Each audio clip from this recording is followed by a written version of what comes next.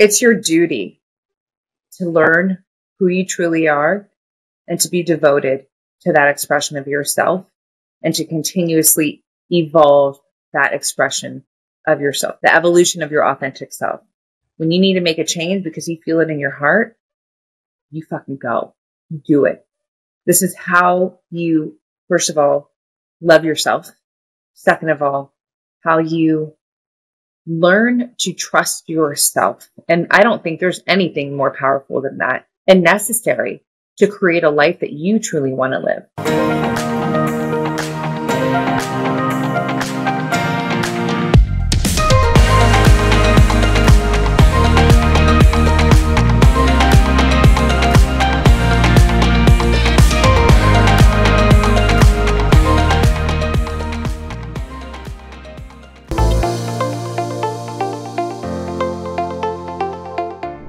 Roxanne, welcome to the show. I'm so happy to have you. It is such an honor. Roxanne Saffaie, welcome to Passion, Love, Pursuit podcast. Thank you, Erica. You said my last name correctly. That's rare. I made sure to listen when other people were interviewing you and prepping for this conversation. I'm like, I got to get it right? So I am so freaking excited to have this conversation. As I was telling you, as I have been prepping for this, I've been listening to all the wisdom you share on your socials and other interviews. And I'm just like, this girl is freaking amazing. I'm like, I need to extract all this information to share to my audience because it is absolute gold. And I love how radically and authentically you are you. And that's really how you help people today, is to become their truest, expressed, bold self and really live a life that they truly love with vitality and grace, really. And I'm just excited to know more about you, to be honest. I want to know your story. What got you so passionate to talk about helping people really cultivate self-love and live in their truest expression of who they are authentically? Yeah. Thank you so much. I'm stoked to be here with you. I know that there's a lot of resonance in what we value and what we share. So I'm excited to show up in best form for you and for your community today. And to answer your question, it's interesting. It's funny. Like I'm literally just being who I am. So it's not this efforted, I really am trying to do this so that I help you. Yes, you being my community, women in the world, of course, everything I share is so that there is going to be impact in this way that serves women to create what I call, it's the ultimate self bond, right? It's this bond with your authentic self that is forged from absolute self-love. You can call it unconditional. I prefer the word absolute. Self-respect and self-trust. And while that is the mission, ultimately, it's just who I am. It's how I show up. So before the camera started, before I started my podcast, before I started doing any of this out here work, this is who, if you are my friend, you're going to get this from me. My family members, they get this from me. This is just how I show up in the world because it's what comes natural to me. It's a natural, innate passion of mine to just show up. And I realized, I'm in my 40s. And the larger part of my career life prior to coming on and really expressing myself through my writing, through, media, my podcast, coaching, etc., I was a celebrity makeup artist, right? So makeup artist in the entertainment and fashion industry for almost 15 years. And before I started the podcast, and really, I knew that I had more that I wanted and kind of needed to express, right? As part of my evolution, it was this just constant investigation in myself. Like, what do I hear a lot from people about me, And there were always these comments of like, oh, I wish I could remember what you're saying because you said it a certain way, or, well, hold on, let me write that down. Or, when you said this to me, it hit me this way, or it impacted me this way. And then, it's resonating. Like I started to really capture how me just being me, showing up and sharing the things that I love to share, and also having this ability to see things in a way that doesn't necessarily come naturally or easily to many, especially in the areas of, just human performance, a lot of psychology, and, how to step forward and have this growth mindset and live into greater expressions of yourself. I have an ability to just see it a certain way and then be able to communicate it a certain way that resonates, that has impact, that literally is making a difference. And the coolest part is, while that was what I was capturing as, a constant from the external, from various people, what was really cool for me is that it's just what I love. It's who I am. I didn't have to go and learn this. I didn't read a bunch of books to become this. It really is truly who I am. So it's interesting. I talk about purpose and mission. Everyone has a different purpose and mission, obviously. I can't say that mine is completely altruistic, because while it is very much driven to support people around the world, ultimately, my purpose is to be authentically who the fuck I am and express myself throughout my life. When I feel something, I share it. I create it, right? And as the iterations start to be born within me, my work is to move it outwards. So yes, I'm here to help and to support and to share, but ultimately I'm here to be my fucking self, right? And so then what ends up happening is, well, I'm giving myself full-time permission, have my whole life to be my full self. And I see how that's been helping me and working things out for me in incredible ways. Like, I'll give you two, just from an internal perspective: the level of self-confidence, the level of self-trust, all because I won't shut myself down, because I show up as who I am and I honor that, and because of that, I have all these women out there who want more self-confidence, who want more self-trust. And this is why the authenticity piece is so important, because I know through my own experience that that's the ticket to entry to those attributes. So that's a long-winded answer. No, I love it, because I think a lot of the things you mention is what a lot of people want, is they want to be able to be themselves, right? But I think the question does come up often is like, who am I really? I don't even know who I am. Like, how do I even discover who my authentic person is? Like, who am I authentically, and what is my truth? And I think part of that self-discovery is the path that we all need to go on. And I think there's so many times, because of possibly our upbringing or the relationships we've been in, have pushed away who we are authentically, because we have to wear these masks to be something that we're told we should be, per se. And so I would love to hear, how does somebody go on the path of self-discovery and know who they are authentically? Most importantly. Well, first is awareness. And you're right. It's the influence from the external. So whether that's family, friends, partners, certainly society.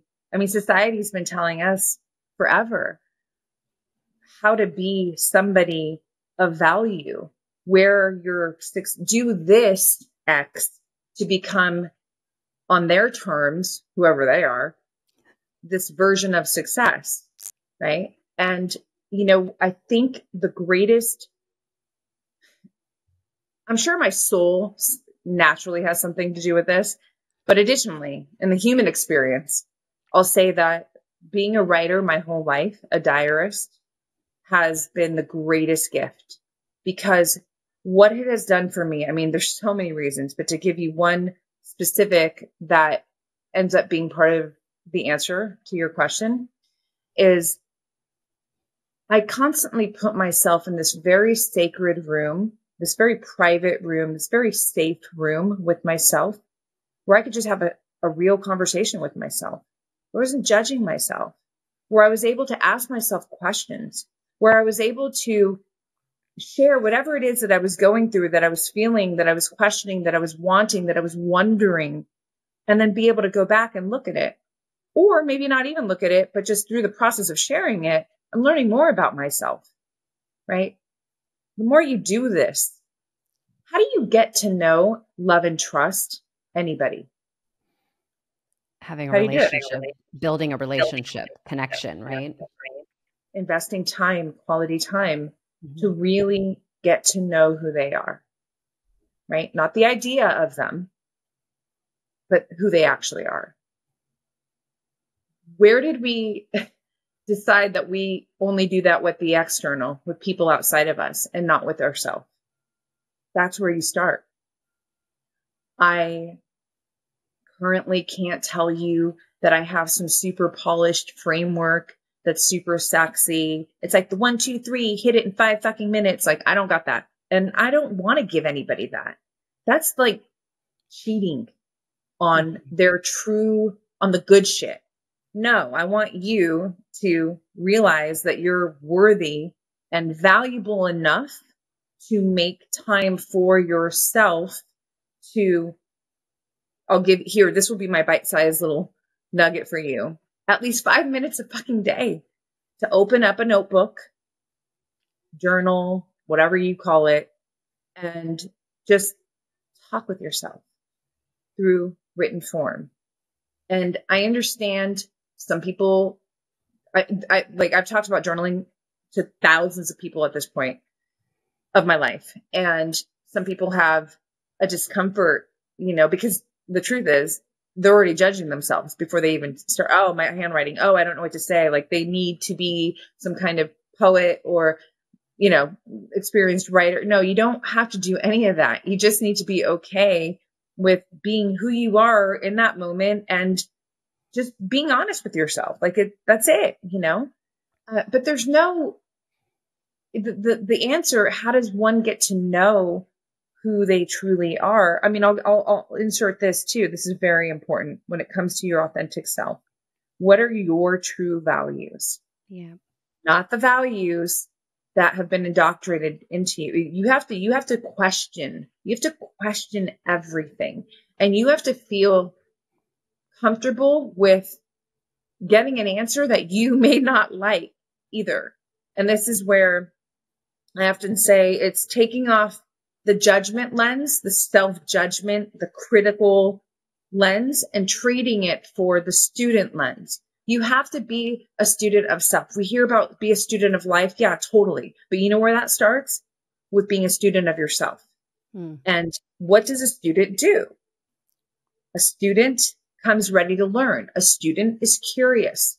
You cannot be learning and judging at the same time. So if you really want to learn about yourself, if you want to know what your true values are, then you need to spend time asking yourself some questions. If you want to know what your values are, look at your life every day because your values show up. They're your commitments. They're actually what help you make decisions. Somebody can say, I value health. Do you, or do you value the idea of healthy? Because your behaviors and your habits and your lifestyle don't reflect that value. And if you find that there's a discrepancy, like, oh shit, I thought I value this, but I'm not really showing up at this. You have 2 choices there. This is great information. Then you get to decide, do I really value this?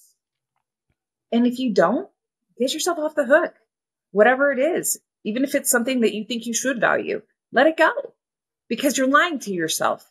And whether you're consciously aware of that or not, your subconscious is, and it doesn't fucking feel good. And that's affecting you. Option number 2 is, no, I really do value this. Boom. Let's start to make changes. What do those changes need to be then for me to actually be true to the value? Core values is a huge piece to your self-identity. So when you talk about, your authentic self, I mean, to me, how I see the authentic self, it's so dimensional. It's so much more complex. It is so not just be real, because again, like people don't even necessarily understand that concept a lot of times. Like, what is my real? What is my truth? And it certainly doesn't mean, oh, you don't have to wear makeup. I just want to get rid of this. So I'm using this moment to say, because I see some stuff like that. I'm like, it has nothing to do with wear makeup, no wear makeup. This is not about natural, not natural. This is about what actually lives in your heart. Your heart is the truth. Okay. And we can get deep into the discussion because I'm like the new publicist for the fucking heart. I'm giving the heart a rebrand. But I love it. the heart is the truth.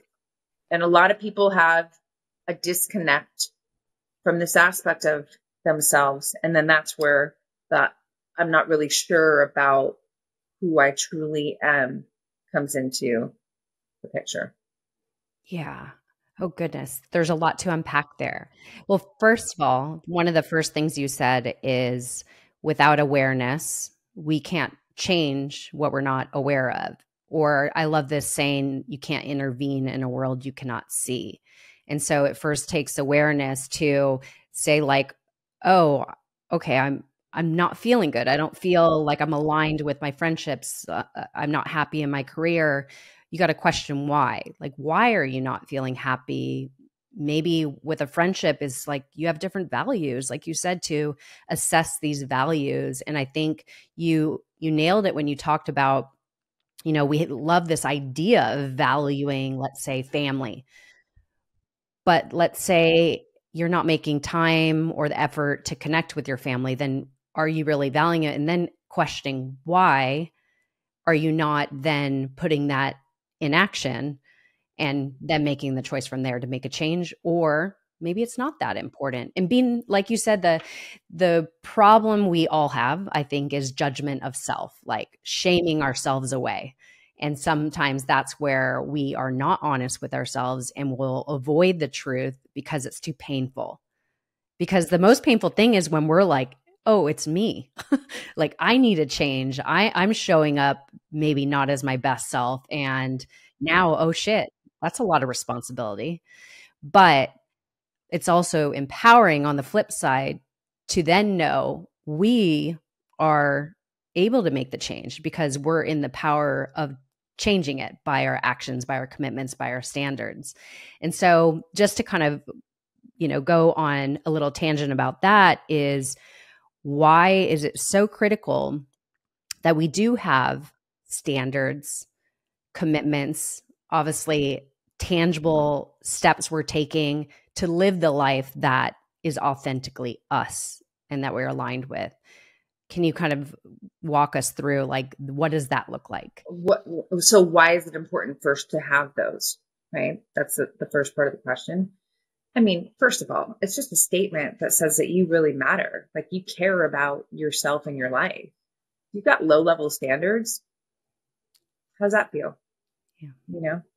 You've got great standards that enrich your life, standards that, make you feel better. And I don't mean that necessarily hedonistically. I mean, in terms of like vitality, like you're getting more life force, values that are habits, standards, values, boundaries. It's another part of self-identity, that are keeping you operating on your highest path of life. How do you know what your highest path is? I mean, to put it simply, I think it's just a feeling of alignment. And we know when we don't feel aligned. Okay. And if you can't feel that feeling, then you're not aligned, period. And then there's a lot going on there. But, standards really, they help us make our choices, the decisions, and really life is just a series of endless decisions, right? So greater decisions and outcomes are going to be the results are coming. They start from what are your standards? Like where are you making these decisions from? How are you prioritizing yourself, your day-to-day life? So it's really helpful to have those, call them pillars or those markers of yourself dialed in very clearly because they help you to be clear about your direction. Clarity feels really good. Clarity helps us be more focused. Clarity gives us more confidence.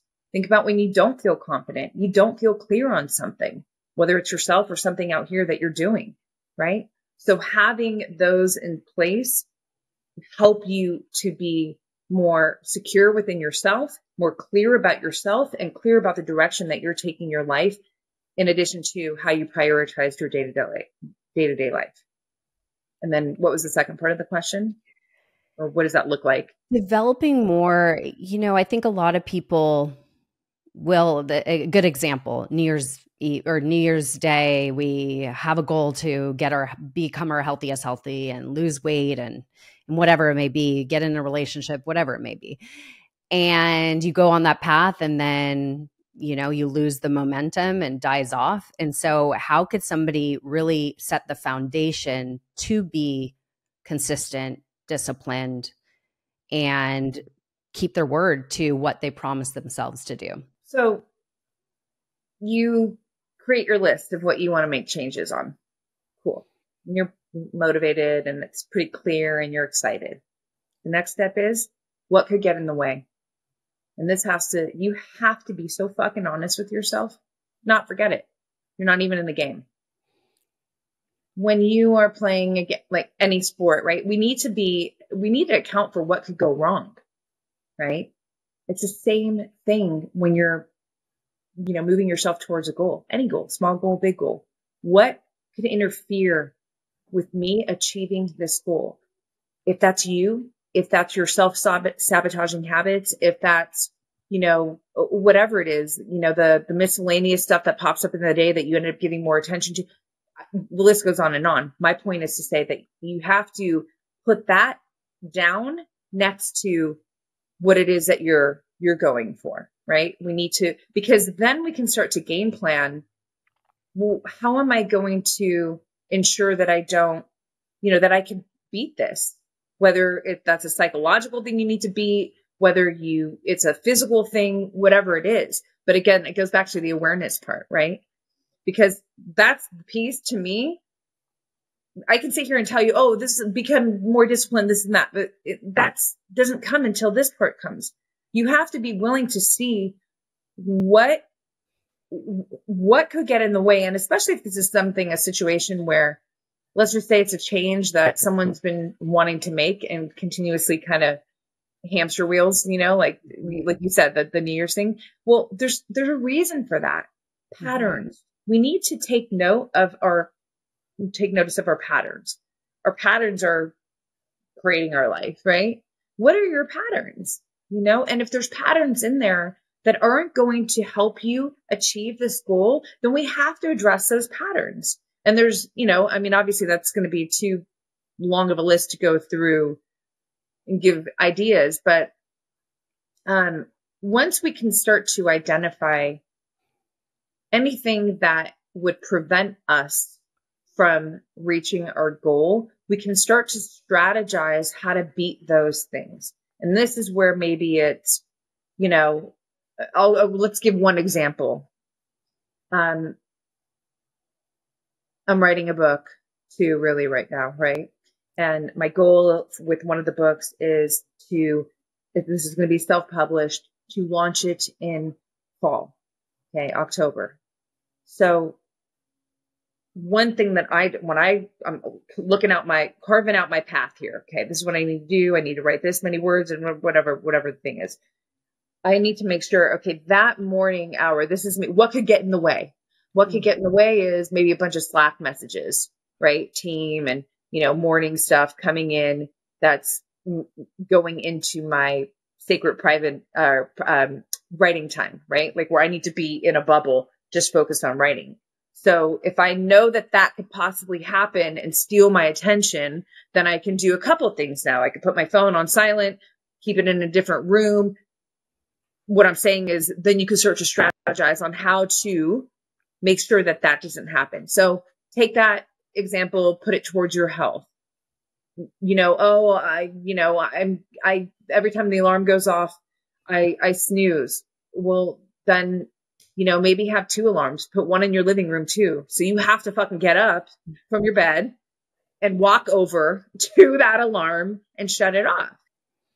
You're never going to reach any goal if you don't implement that part too. We can all sit here and be like, I want this, I'm going to do this. But if we don't look at, what could really get in the way, what could throw us off, then we're vulnerable in a way that makes it very likely that we won't actually achieve the goal, especially if you're someone that where this is like a repeat pattern.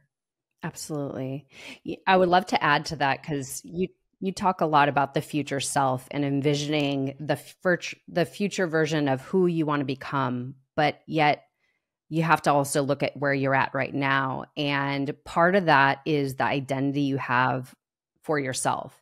And until you make that switch into this new identity, you'll always resort back to the same person. And so I think that's something to mention is part of our identity is our worthiness. And I think a lot of people will say, I know this is very much my story, say that I have self-worth, self-respect, and all the things. But again, our actions and what we do in our everyday will always reflect really what we truthfully feel about ourselves. And so when we take that accountability, self-awareness, and kind of ask ourselves the questions, we'll begin to discover what's the root of that, of why we have this lack of worthiness, and uncovering those stories and narratives we tell ourselves. And so in that is really, how do we develop this feeling of worthiness that we deserve that future version of what we desire. So how do you bridge that gap?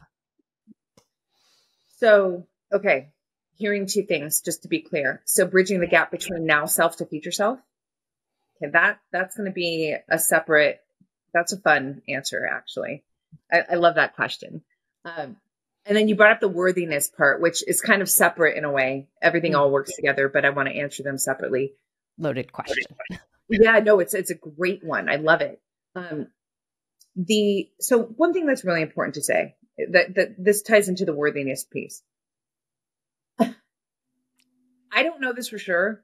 I don't like to speak in absolutes unless I can. The science nerd of me, part of me.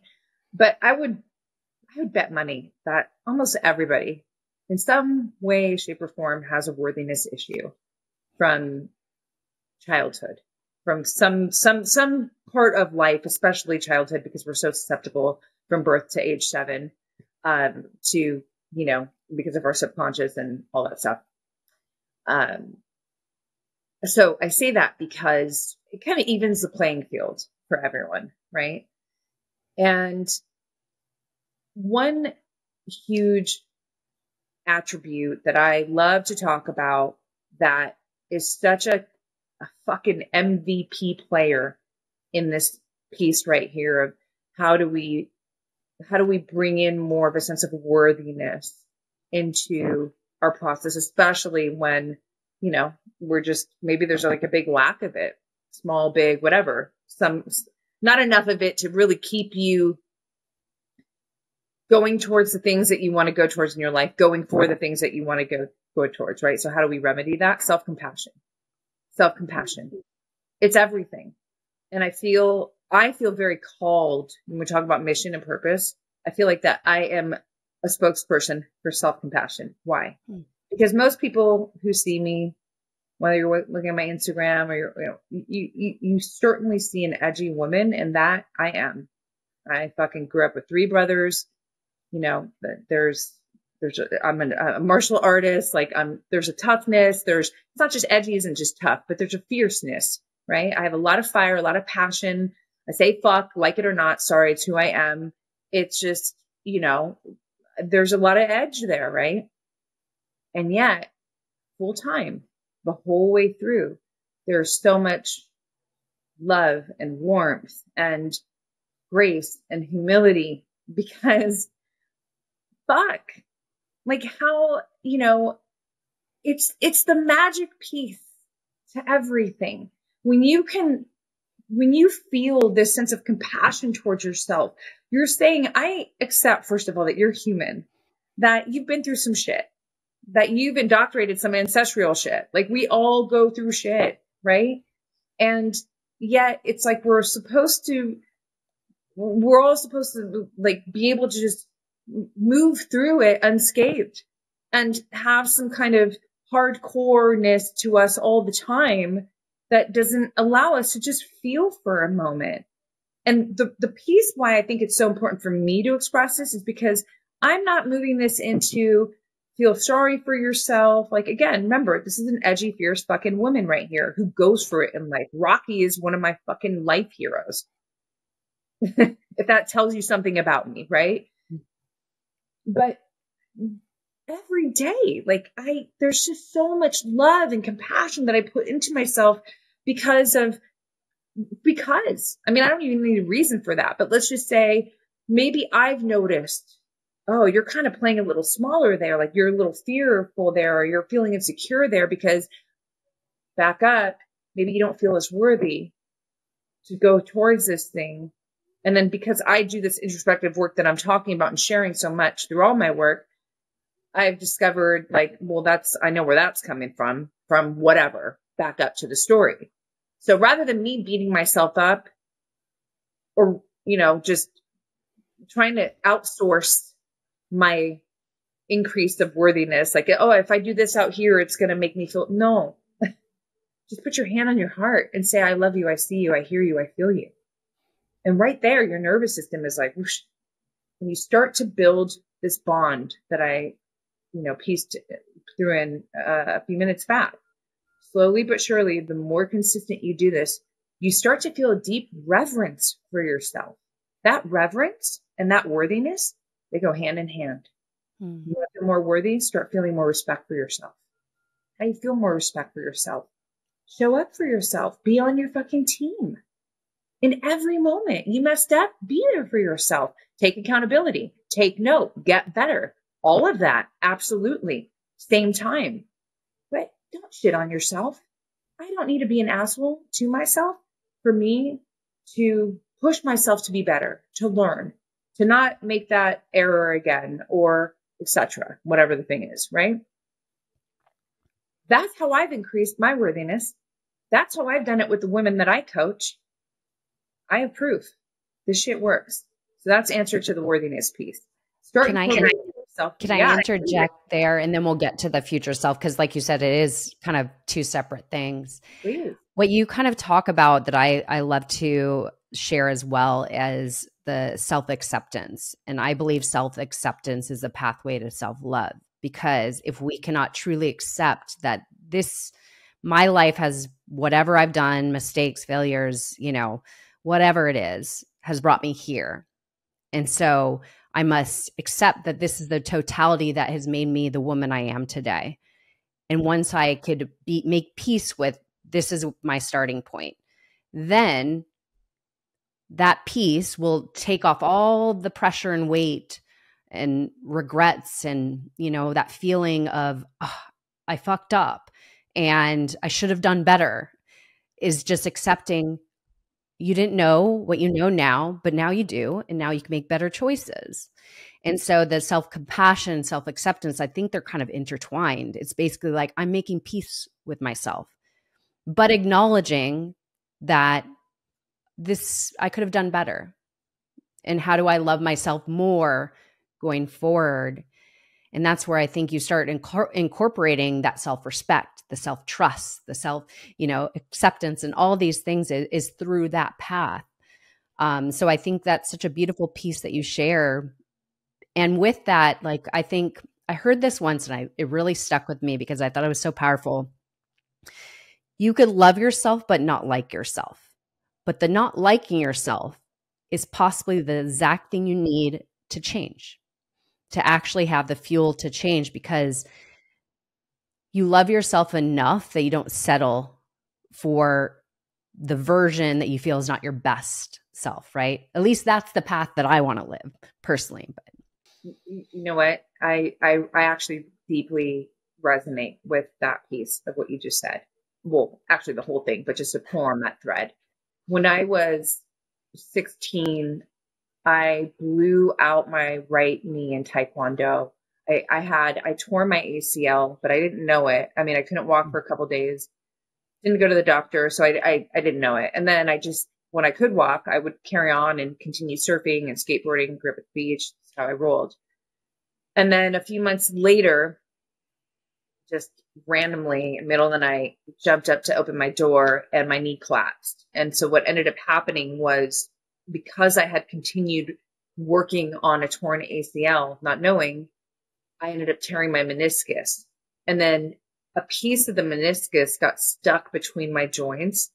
Oof. So the ACL pain it was so incredibly gnarly.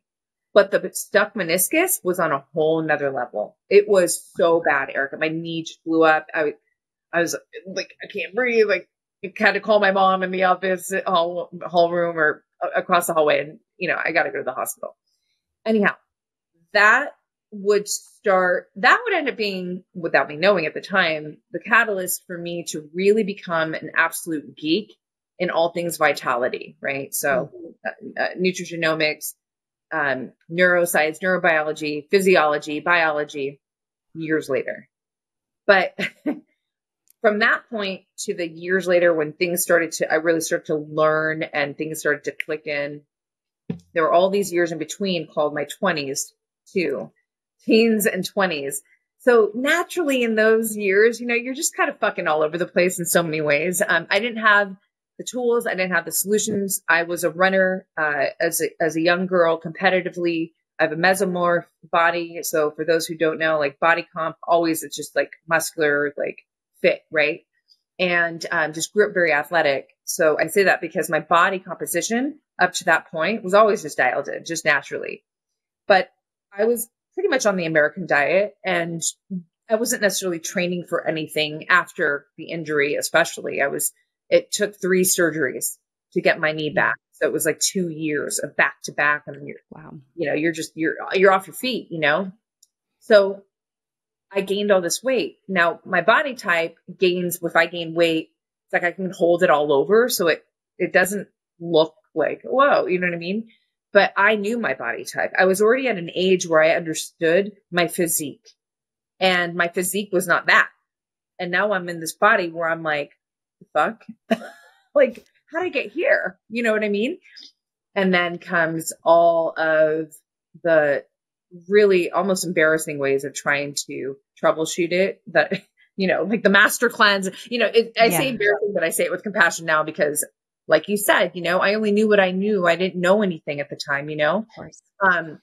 Now I'm so, like a plethora of just so much knowledge, and obviously it's built into my lifestyle, but the piece that you said about loving yourself and not liking yourself, when people would ask me, how have you, so this is now fast forward way over that process. I'm dialed in every way. Okay. And people are always so impressed with the discipline or the consistency. How do you do it? And my honest answer was because I love myself too much not to. Right. And I would later unpack that answer because I knew that they were hoping for some kind of answer that was going to help them, which it's still the answer, but I was able to, create more of a framework around it for people. The part of I don't like you, but I love you. So the self-love drove me continuously to do what I call crack the code, to find a fucking way, because I did not like what I saw, what I felt. It wasn't okay for me because I knew better. I knew that it wasn't the truth. It wasn't the truth. And this wasn't this, and we have all this kind of body, and I won't even take us there, but like, look, I'm speaking for me. Everyone, you could be you. I know me. And that wasn't my healthiest self. Right. And I was so determined to uncover the healthier version of me, the part of me that gets up, that has the energy, that can put on anything I want in my closet, that can fucking, just have the strength and move with like more of a freedom, not just in my physicality, but my mentality, because the mental part was very taxing. When you look in the mirror and you're like, everything's a struggle because you feel like a disconnect with yourself. So you hit the nail on the head with that statement. In addition to the self-acceptance piece, which I call it the self-mastery code. It starts with self-awareness, goes into self-connection. Okay. You're not going to know how to love yourself if you're not even connected with yourself. Who are you? This is the who are you piece. The who are you piece comes after you're observing, you're witnessing the self-awareness, self-connection. That's my kind of attribute about it. Now we move into self-love. And this is where, self-love is self-respect, self-worth, self-compassion, self-acceptance, and self-fucking ownership. When we can move from acceptance to ownership, now we're playing a different game. Then we move into self-confidence, because self-love is going to push you into the things that you need to do to become more confident in self. And the final, like we call in track and relay, the anchor is self-trust. So once you start doing more things that show you, build this confidence that you're moving from self-love, self-respect, self-worth, self-confidence, you're also positioning yourself to do some shit that's going to help you forge more self-trust.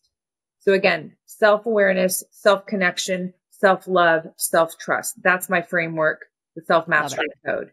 And this is probably the most important piece to put. There's no period at the end of the sentence. It's a life game. All of that, you got to keep making deposits for the rest of your life. And what a beautiful life. True. It's so true. And leads me to this quote that I know a lot of people have reiterated because you said it so powerfully is what effort am I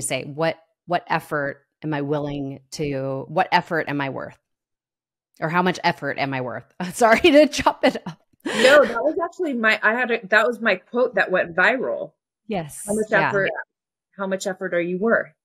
I put that out, I think it was 2 years ago, and it went crazy viral, and it was amazing. It was a video, and then all these videos are being made, and they're using, because you don't hear it. You don't hear that. How much effort am I worth?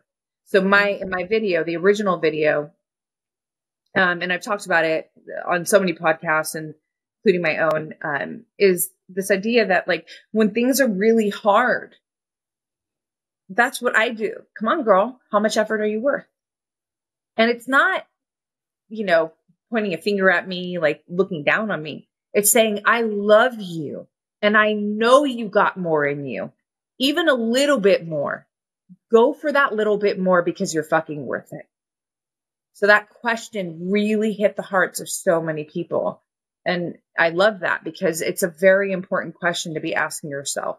It's so, so good. And just that those few words are quite powerful because I think, again, when things are uncomfortable, when it's hard work to get to the version you want to get to of yourself that you see yourself being, it's hard. It's not easy. And so you need to understand it takes effort. It takes work. It takes you doing something over and over and over and over and over again. Yeah. And it's not pretty all the time, but it's worth it because that is what's necessary to really embody self-love, self-worth, self-confidence, self-trust, and all these things.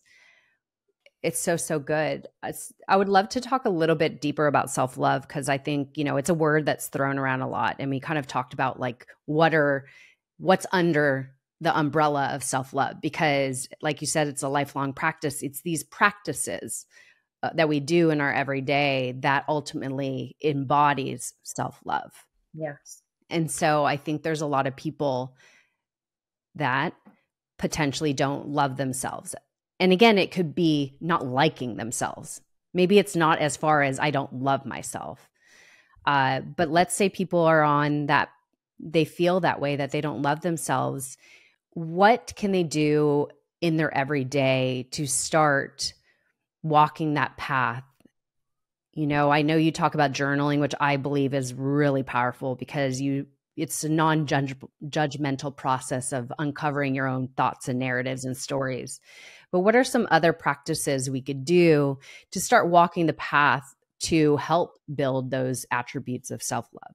Yeah, love the question. So this kind of goes into the future self territory too. Perfect. So I would say this is just through professional experience too. I don't want to ask this individual to yet start to conceptualize your ideal future self. Because if you're walking around and you don't feel love for yourself, it's going to be hard for you to think of some grand expression of yourself when you in this moment can't even feel anything close to that, right? So then I would ask you, is there anybody in your life or even in film, right? Like I love Rocky, grew up with Rocky, right?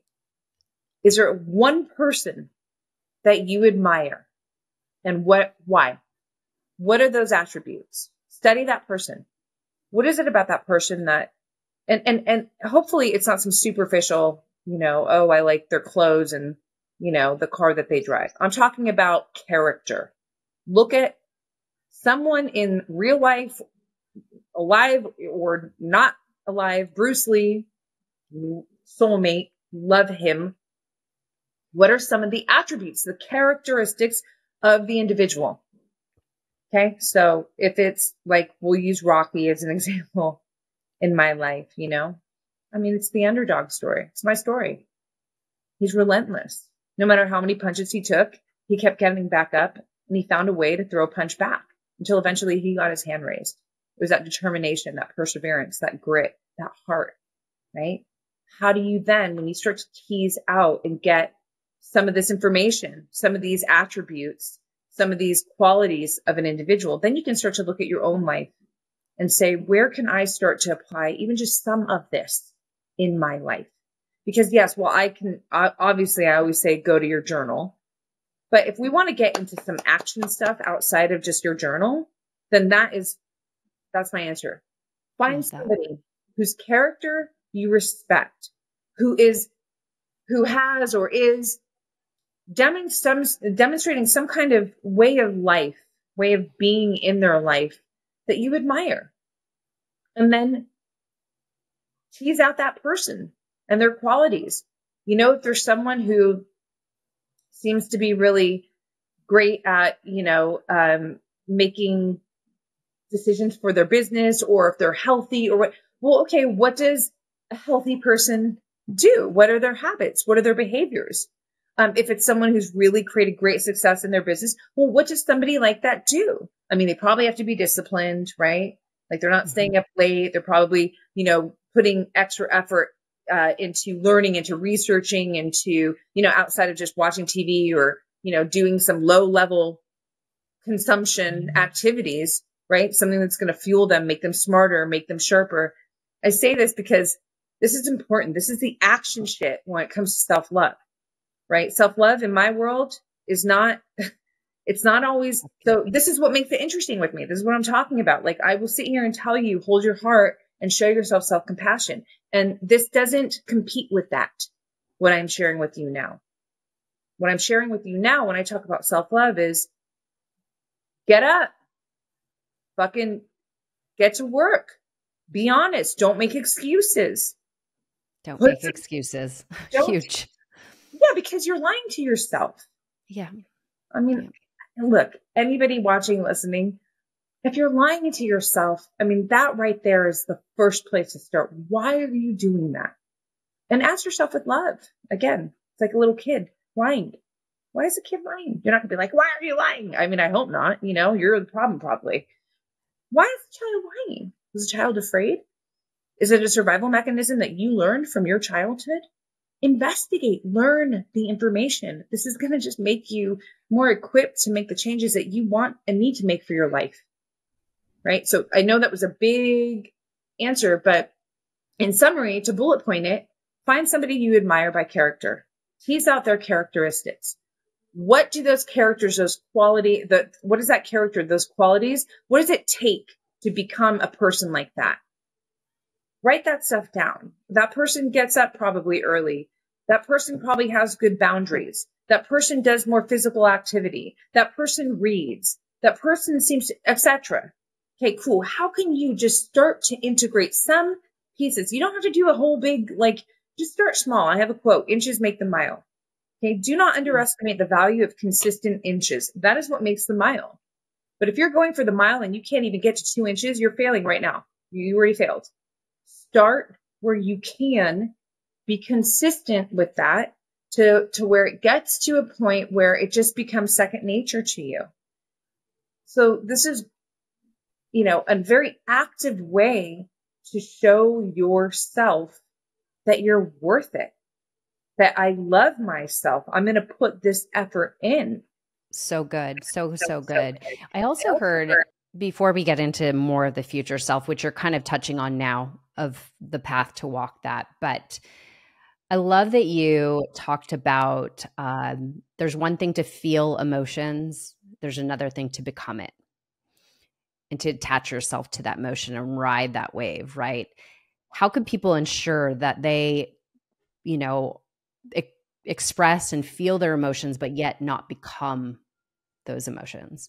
It goes back to self-awareness, so this is the ultimate form of self-mastery. It's one big part of self-mastery, which is all my work, right? It's like, yeah, how do you, we're here to experience every emotion. It's just, that's what makes us human. And the real game is, how do you not become every emotion that you're feeling, especially the low vibration, low frequency emotions, So it's not this, I'm going to resist it, because first of all, that's only going to make you feel it more. Second of all, it's not fair to how you're actually feeling. It's not honest, But the self-awareness piece, when you start to witness yourself thinking, when you start to witness yourself in action, when you start to witness yourself experiencing an emotion, this is where you can start to put that space in that then later becomes the space for you to discern, okay, I'm feeling this. I accept it. I actually understand why I'm feeling this way. This experience out here caused me to triggered me to feel insecure about something, right? So right now, I'm feeling insecure. Not I am insecure. And I often say words cast spells. So we have to be very discerning about our audible and our inaudible words, because it's a narrative that's moving into every part of your being and solidifying you as that. So if you don't want to be an insecure person, then you don't want to say the words I am insecure. You want I feel insecure versus I am insecure right now in this moment, and change the emotion, right? I use insecure. It could be anything else, right? Again, this is where the journaling piece is going to become really useful. Meditation is also so powerful and an everyday part of my life, breath work as well. But the journaling allows you to investigate the emotion, study the emotion, accept the emotion, give yourself a moment of just grace to experience the emotion. And it's interesting because doing that stuff, like accepting, holding grace for yourself, that already starts to create this space between you and the emotion, versus you becoming a victim of the emotion and now owning the emotion. Now it's part of your fucking self-identity. Right. We have all these experiences in life, and let's focus on the ones that don't feel good. Do you want those experiences to become part of your self-identity? Probably not. You want to learn from them, grow from them, allow yourself to move through them with the most grace and ease, the best that you can, but you don't want it to become a part of who you are, what you believe about yourself. And the only way to really do that is to do what I just shared, is to really get the self-awareness piece so dialed in. How do you do that? Self-awareness. My number two tools: journal, meditation. Sit quiet with yourself. Okay. Just notice. Most people don't do that. Even if take the word meditation out of it. Let's just take that out just for some people. Can you actually just sit with yourself? Most people, no. Like a moment of solitude, just quiet. Don't put your phone over there. Nothing, no one, just a moment. If you got to do it in your bathroom, because that's the only space you have to do it, do it in the bathroom. Everybody has that space. I hope. Imagine. Or outside, or yes. Sure. I mean, yeah, ideally, but I'm like targeting the person who has an excuse for everything. You know what I mean? Which maybe that's not your audience, but just in case, Erica, we just want to make sure everybody has a private moment in the bathroom. Make that your moment. Yeah. So no, it's something that is really real that a lot of people don't create the time and the space to just sit and be with themselves and their thoughts, because I remember, I mean, this is a teenager saying this, but a teenager said this to me.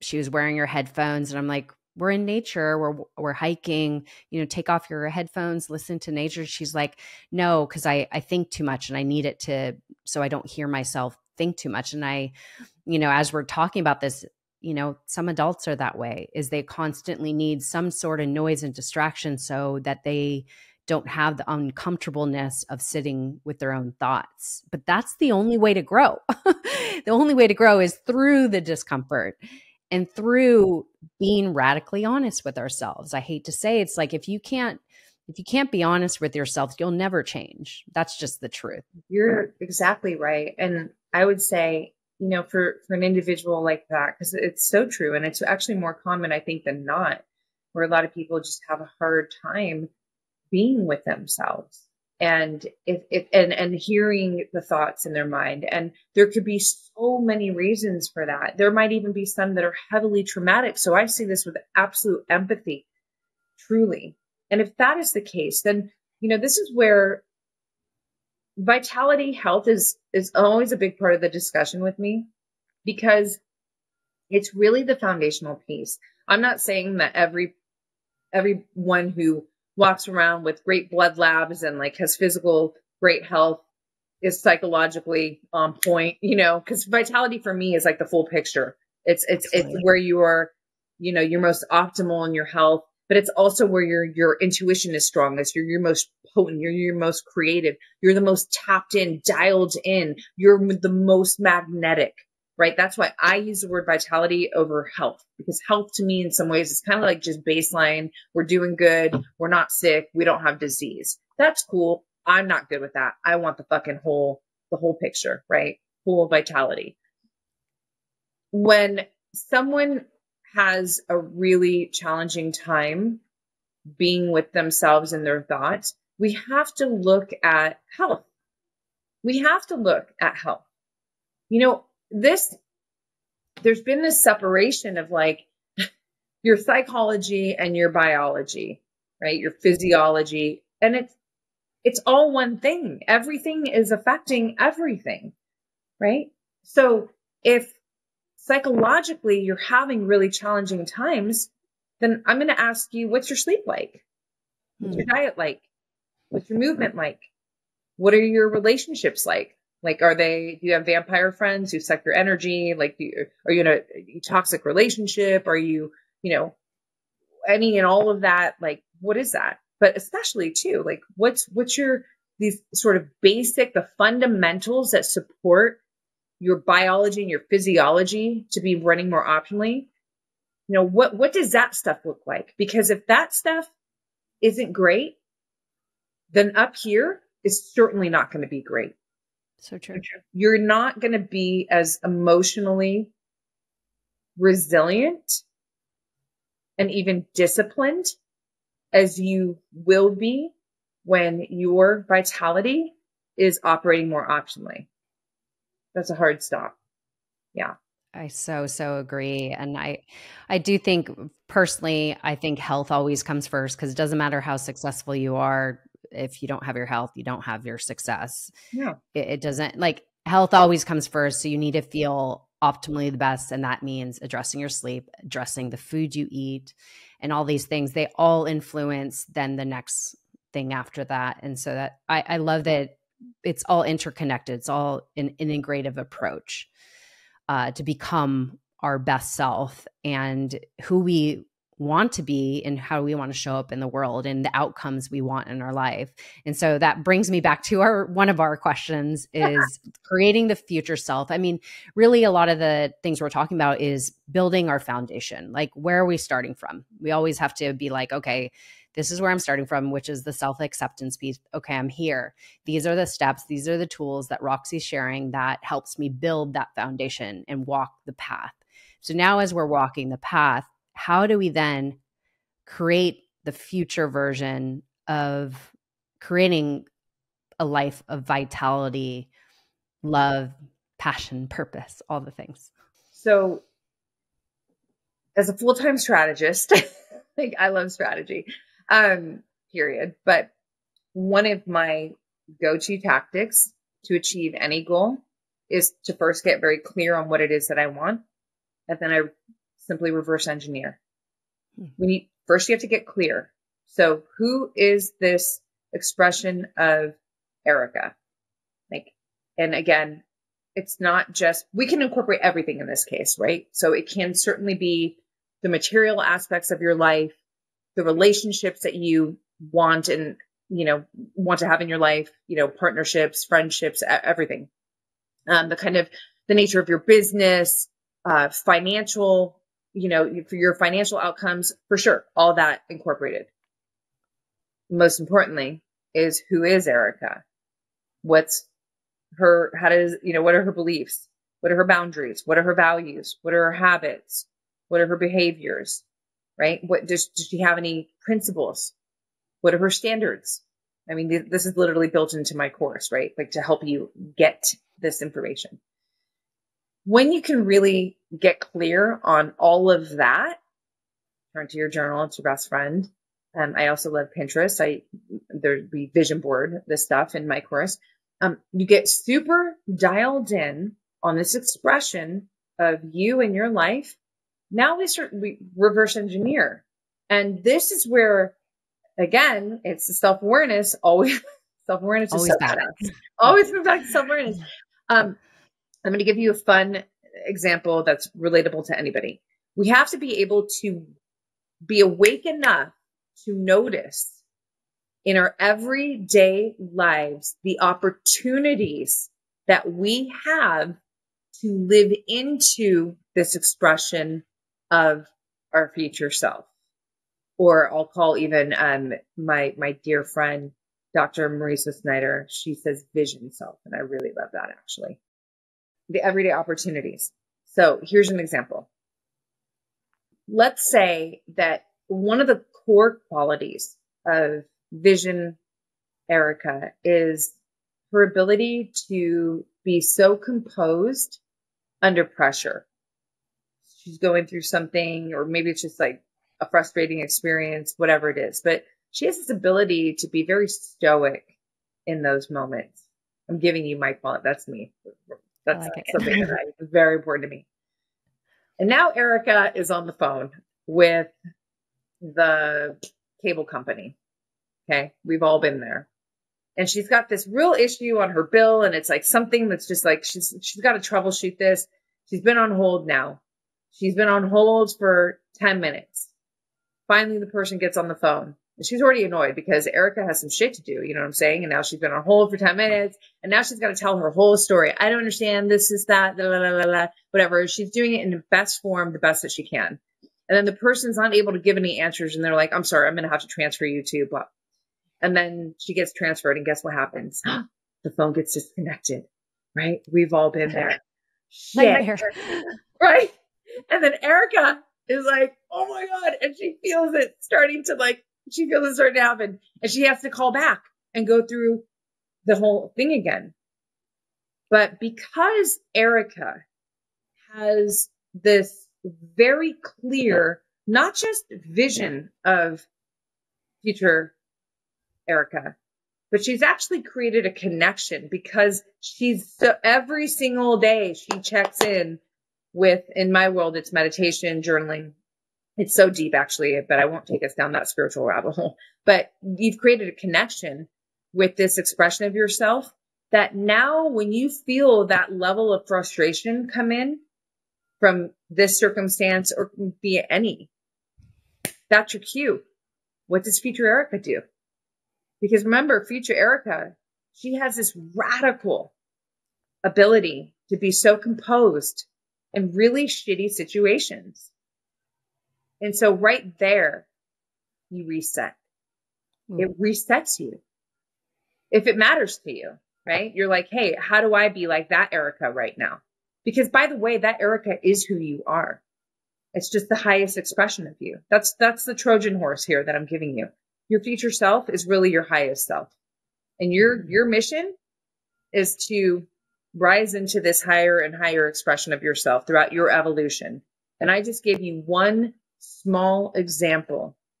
And I made it so universal, the cable company, whatever, But now apply that to any challenge in your business. Apply it to any part of your relationship. Apply it to when you feel lazy, but you've identified that this other higher expression of yourself, you know, when she feels like lazy, she just doesn't accept it. She, you know, and I'm not talking about being tired and needing rest. I'm talking about you're fucking being lazy right now. But future Erica, it's unacceptable to her. So when you start to feel those things kick in, and here's the piece, this is the key piece. You'll start to become more aware of when you are off alignment with that higher expression of yourself, when you get more clear on that higher expression of yourself. Does that make sense? So good. Absolutely. And, you know, as you walk through that, I could understand that practice, that constant practice. Like this is, and the more you do it, as you said, the more you'll notice and where you'll start to less do the opposite or the opposing side of your higher self. And I or love you step this. into it even further, and this, because you don't just all of a sudden you're the person, right? Right. It's this incremental every single day becoming. A lot of the becoming is unbecoming, you know, parts of you that need to, right? But that's why the awareness piece. So it's step one, we got to get clear. Who is this? Who is this expression of yourself? Number two, we reverse engineer. And every day we want to check in with this expression. I say journal, you know, write out future pace, who she is, full detail, her life, make a vision board, check in with that every single day. That's going to help you create a connection with your highest self. And then we have to, the self-awareness piece, we need to keep that is a switch that we need turned on full time. Class is always in session. That's the way that I frame it. Class is always in session so that when these opportunities come up in all the different parts of our life for us to step further into our future self, expressions of our higher self, we're ready. We're game. Like we're not going to miss that bus. Or if we do, trust me, it'll come back again. You'll have another Of course. Always, yeah. always full circle. I freaking love what you just shared. I think it's such a powerful thing that everybody listening right now, if you want to create your life, again, being intentional, which I think is such a powerful word, we must be intentional in our life. And the way we are intentional is by getting clarity on the direction we want to head. And then in our everyday, walking that path. And so you just literally laid out the framework that somebody could take away right now. If they want to go deeper, they could get your course, which you have a course on your future self, which will be in the show notes. But this is so amazing because like you said, it's like, you know, once you, let's say, I'll give the gym, for example. Let's say somebody wants to get healthy and whatnot, and they don't feel like it when they wake up in the morning, but they committed to what is that version, a healthy, fit, you know, rockin' body, optimal health version person do. Let's say they work out in the morning, they get it done so they could tackle the rest of the day. And so when you don't feel like you want to work out in the morning, but then you stop yourself, you're like, okay, I might not feel like it, but when I get to the gym, I'm going to be on it and I'm going to do it. And the more you do that, the more you keep your word, most importantly, that's where you build the self-confidence. And more you build your self-confidence, you build competence. And then it's a cycle and it just goes over and over. And so it's like everything builds on the next. And so it's hard, right? It's hard, but it's worth it. Yeah, I mean, you're worth it, right? It's like, look, you know, it's certainly, I mean, we both agree that a lot of the best things in life do come, you know, with a challenge. Not the poetic part of me is like, look, I can look outside in the hummingbird. There's nothing hard about that. And that fills my fucking heart like you guys have no idea. Ask my teammate. Love it. Paulina, I'll be in a meeting and I'll be like, hummingbird, I just stopped. So I don't want to paint this picture that every aspect of life has to be hard. However, when it comes to developing ourselves as humans and living into higher and greater expressions of ourself that influence our life, absolutely, it's the hardship that's going to help us do that, right? It's forging the iron. It's, the diamond goes through pressure and goes through fire for it to become a diamond. And that is the same with humans. We have to challenge ourselves. We have to push ourselves to know what we're made of, to connect deeper with ourselves. And that's, I feel like my unfair advantage is this innate harmonization of masculine feminine energy. My poetic way of expressing this is I am where edge meets curve. There's no competition. They are lovers. Thank you.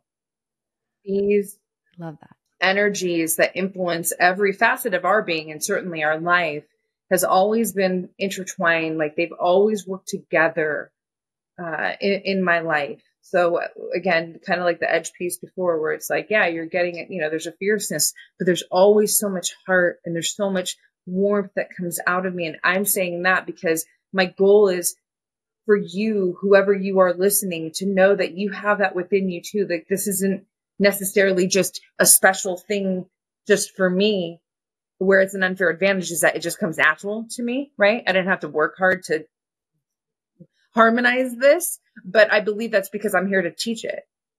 I'm here to share it from my unique voice, because I know that, especially for women, that's what so many of the women I know love and take to me for, is because how do you be this aggressive, bad motherfucker and still be soft and sensual and not be overly in this, energy where you're just driven and it's just go push, but you never hold yourself. You never embrace yourself. You don't, give yourself that softness that we all need, to be more whole. Yeah, absolutely. Love it. Okay. So let's just wrap this up. I want to wrap it with a bow. First of all, where could people best find you? Find out more. Obviously, everything will be in the show notes. Roxanne Saffaie is the hub where you're going to get podcasts. Podcast is everywhere. Roxanne Show, Apple, Spotify, YouTube, everywhere. Roxy Look is the main Instagram. But yeah, RoxanneSaffaie.com gives you everything. Queendom, I was telling you, I have an exclusive community for women there. It's free.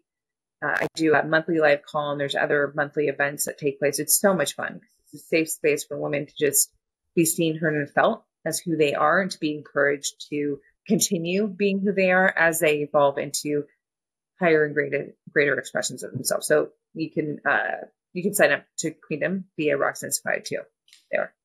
Thank you so much. Okay, everything in the show notes. Don't forget to sign up and stay in this this conversation. What Roxy's sharing right now is the work. Is like, I believe we're all in the classroom learning, growing, and that is the path in the journey of life, really. And I don't think there's anybody that doesn't want to become their best self and honestly feel the comfortableness of being you, authentically you, and sharing your heart, your mission with others, but resonating on a level that is felt at the heart, because I think when you operate as your authentic self, there's no disconnect. Like there'll always be a connection with somebody else because you're speaking from the heart, and so I think there's just it's a beautiful path to be on. That's why I love this conversation. I love everything you shared. It was freaking power. It's such good work. I love it. So just to close off, just to ask you the question I ask everybody, if you were to share a piece of wisdom, a life lesson that you've learned that you just feel you need to shout out to the world and everybody needs to hear, what would that piece of wisdom be and why? It really just lives in what you were just talking about before. It's your duty to learn who you truly are and to be devoted to that expression of yourself and to continuously evolve that expression of yourself, to continuously evolve. So the evolution of your authentic self. When you need to make a change because you feel it in your heart, you fucking go. You do it. This is how you, first of all, love yourself. Second of all, how you learn to trust yourself. And I don't think there's anything more powerful than that and necessary to create a life that you truly want to live. One of the greatest regrets done by a great psychologist, Tom Gilovich, individuals at the end of life, was that they didn't actually live the life that they truly wanted to live. So my mission is to help more individuals live the life that they truly want to live. And the only way to do that is to be who you fucking truly are and to never, ever settle. Question everything, including your own thoughts, from a place of love, right? This is your goal. This is your duty. So, so good. Thank you so much, Roxy. This has been such an honor. So much goodness. I would love to have many of these conversations with you. And I'm excited for what's to come, books that I know are going to be birthed and all the goodness. I just thank you for sharing your word and your wisdom and also walking the path yourself, because I think the most powerful way to really speak volumes is by embodying it yourself. And I know you do that. And so everybody go follow Roxy and find out more and learn more and listen and share this with somebody else. Thank you so much for having me. Thank you.